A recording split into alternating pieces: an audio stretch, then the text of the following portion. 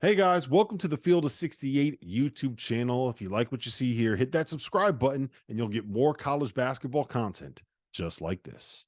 Had a big weekend. All right, we start in Indianapolis with the game of the year to date.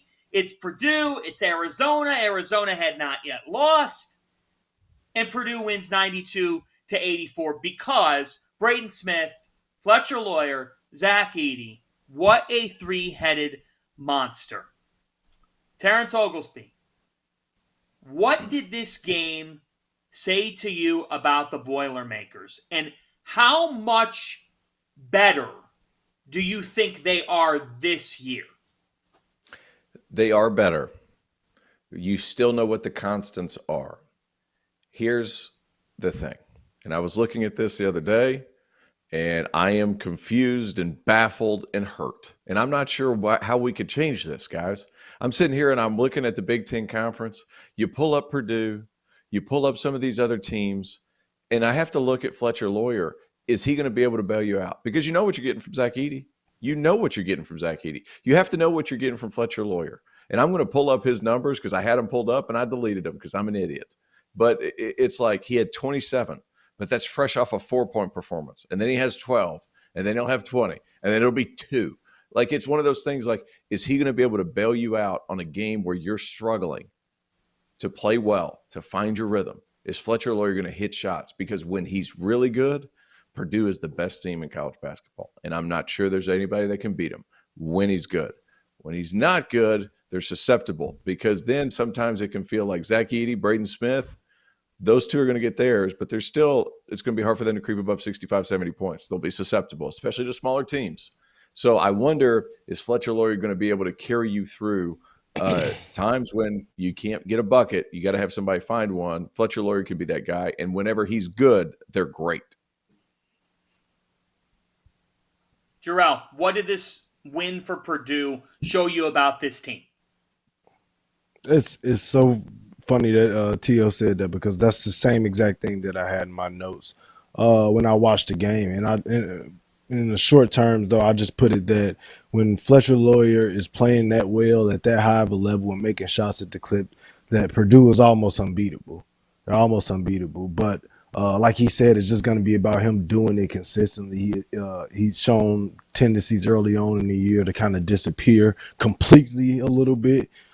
Which is, not the same thing as having 12 to 14 points. It's like either he's going for 20 or he's giving you 2 or 4, and, he can't hit the backside of a barn. But when they're playing at a high level and he's making shots, they become kind of unguardable, because who do you help off of?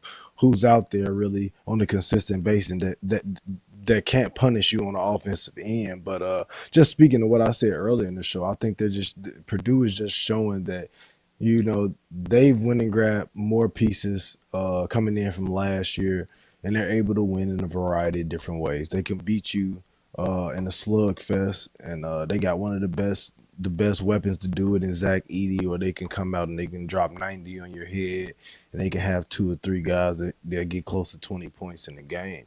So right now they're rolling. They're doing it in a different variety of ways, and only thing that's going to stop the Boilermakers at this point is themselves. All right. So, hey, Fanta, I pulled up the numbers.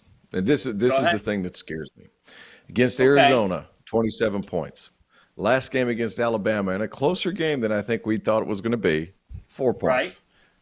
Against Iowa, a big-time win. Didn't necessarily need him, 12 points. Against Northwestern in a loss, 17. He was fine.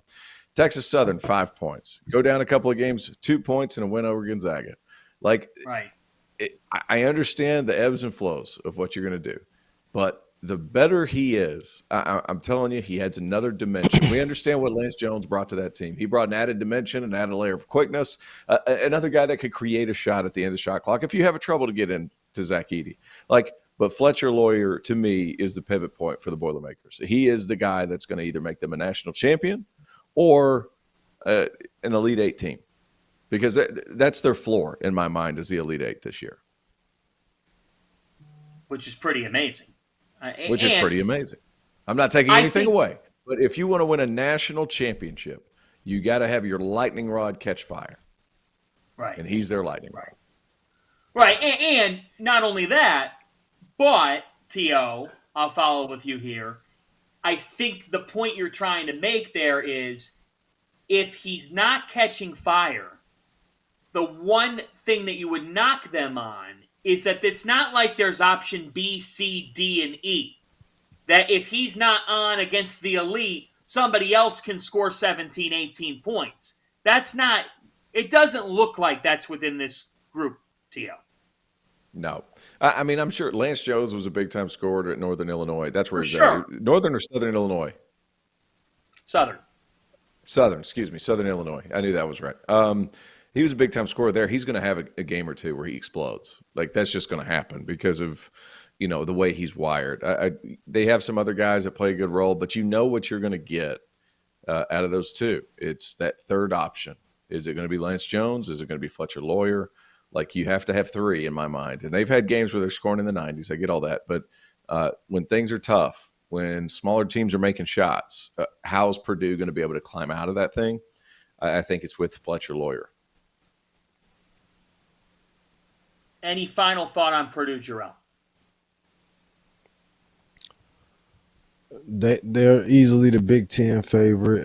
It'll be interesting just to see how if they're able to keep it rolling and sustain this wave of momentum that they're riding on right now, because they've played a hell of a non-conference schedule. And in a funny way, obviously it'll get tougher with it being in conference and being more familiar with these teams and these coaches and these hostile environments. But it's just as far as competition, it ain't getting much harder than what they've played already. So it'll be interesting to see going forward. But right now, Purdue is riding high to easily the number one team in the country. Thank you for watching the Field of 68. If you've enjoyed what you've seen here, hit that like button, share this link with your friends, or check out the description for some other places that you can consume Field of 68 content.